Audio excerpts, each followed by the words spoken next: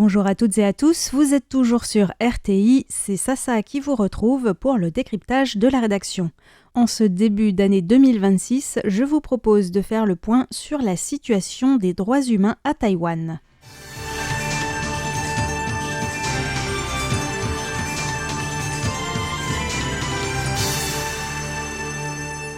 Nous nous baserons pour ce faire sur un rapport publié le 23 décembre dernier par 33 ONG taïwanaises réunies dans l'alliance Covenant Watch, dont la mission est de surveiller la mise en œuvre par Taïwan des conventions internationales en matière de droits humains que le gouvernement a ratifiées, notamment le pacte international relatif aux droits civils et politiques et celui relatif aux droits économiques, sociaux et culturels. Lors de sa conférence de presse présentant ce rapport, Covenant Watch a mis l'accent sur les lacunes du gouvernement tout en formulant des recommandations pour une amélioration. Mais avant de nous pencher sur ce rapport, il faut tout de même souligner qu'en Asie, la situation des droits humains à Taïwan est comparativement très bonne. Selon le Human Freedom Index, Taïwan est le 14e pays le plus libre au monde sur 165 avant la France, classée 33e, et le premier du classement en Asie. Taïwan est particulièrement bien placé en matière de liberté économique, liberté fondamentale, liberté religieuse, égalité de genre, état de droit, etc. Selon Reporters sans frontières, Taïwan est aussi premier en Asie de l'Est pour la liberté de la presse et 24e au niveau mondial, juste avant la France. Cependant, la situation n'est pas parfaite. Il reste toujours une marge de progression. Le rapport de Covenant Watch portait sur la période allant de 2022 à 2025. C'est un rapport très détaillé de près de 400 pages dont nous ne pourrons donc que résumer quelques points. Il vise avant tout à informer les experts internationaux invités par le gouvernement taïwanais à réaliser une évaluation de la mise en œuvre des pactes internationaux. Des experts sont en effet venus à Taïwan en 2013, 2017 et 2022 et une nouvelle évaluation devrait avoir lieu cette année. Cette procédure ad hoc permet de pallier au fait que Taïwan, n'étant pas membre des Nations Unies, ne fait pas l'objet, dans ce cadre, de l'examen périodique universel dans le domaine des droits humains. L'un des premiers points soulignés dans ce rapport est la question de la peine de mort. Le gouvernement taïwanais s'était engagé auprès des experts internationaux à avancer vers l'abolition. Or, après 5 ans sans exécution, une nouvelle exécution a été ordonnée en 2025 sous la présidence de Lai Ching-te, ce qui constitue une régression aux yeux des ONG. Celles-ci ont aussi souligné que bien que la Cour constitutionnelle n'ait pas déclaré la peine de mort inconstitutionnelle, elle a limité son application en exigeant notamment que la décision soit prise de manière unanime par tous les juges à tous les niveaux de juridiction.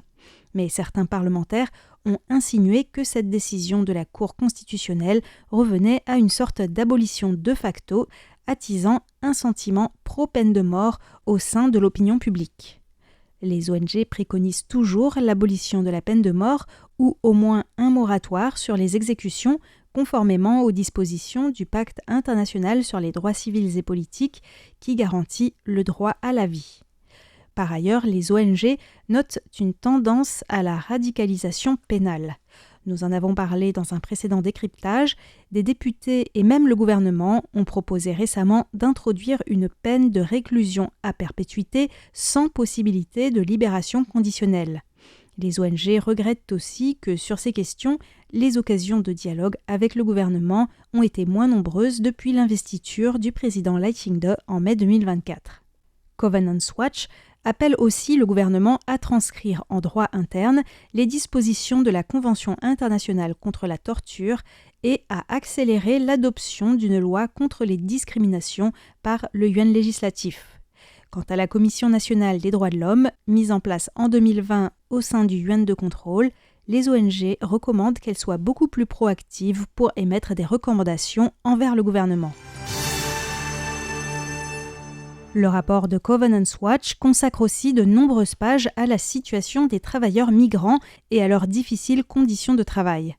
Les ONG pointent notamment du doigt le monopole des agences de recrutement intermédiaires, l'impossibilité de changer librement d'employeur, le risque de harcèlement pour les travailleurs domestiques et le risque de travail forcé sur les navires de pêche hauturière. L'une de leurs recommandations est que le gouvernement promulgue sans plus tarder une loi sur la protection des travailleurs domestiques et leur permette également de bénéficier de la loi sur les normes du travail. En ce qui concerne les droits des peuples autochtones, Covenant Watch note qu'il n'y a eu aucun progrès significatif depuis 2022. Parmi leurs recommandations, les ONG préconisent que le gouvernement élabore, en collaboration avec les autochtones, des mécanismes permettant d'assurer une répartition adéquate en matière de gouvernance foncière et la restitution des territoires traditionnels, ainsi que de garantir l'exercice du droit au consentement libre, préalable et éclairé pour les projets de développement qui touchent leur territoire. Par ailleurs, les ONG demandent aussi que plus de moyens soient consacrés à la formation et au recrutement de professeurs de langues autochtones, ainsi qu'aux productions audiovisuelles dans ces langues. Les autochtones souhaitent aussi être consultés et impliqués dans le processus de sélection des membres de la Commission ministérielle des autochtones pour que ceux-ci soient davantage représentatifs. En ce qui concerne les droits des personnes LGBT, bien que Taïwan ait légalisé en 2019 le mariage entre personnes du même sexe, des lacunes persistent.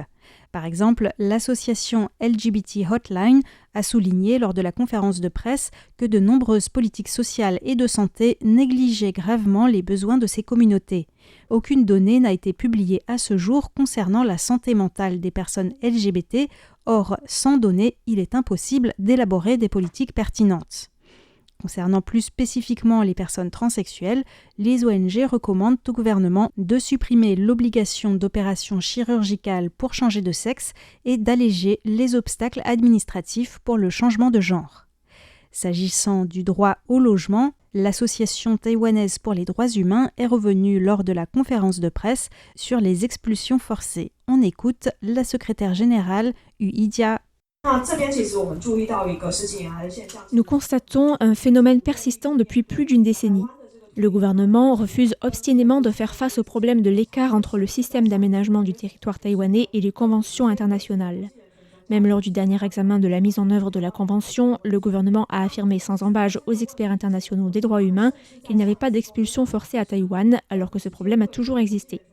Enfin, étant donné que Taïwan n'a pas réussi les 3 dernières évaluations de la mise en œuvre de ces 2 conventions par les experts internationaux, nous exhortons le gouvernement à accélérer la révision des réglementations concernées à l'approche de la 4e évaluation des conventions. Sur un autre sujet, Covenant Watch souligne aussi le manquement du gouvernement à son engagement d'adopter une loi sur la protection des réfugiés, ce qui leur permettrait d'avoir un statut légal à Taïwan. Par ailleurs, en ce qui concerne l'identité numérique promue par le gouvernement, les ONG ont souligné qu'aucun cadre juridique garantissant la protection de la vie privée n'avait pourtant été promulgué à ce stade.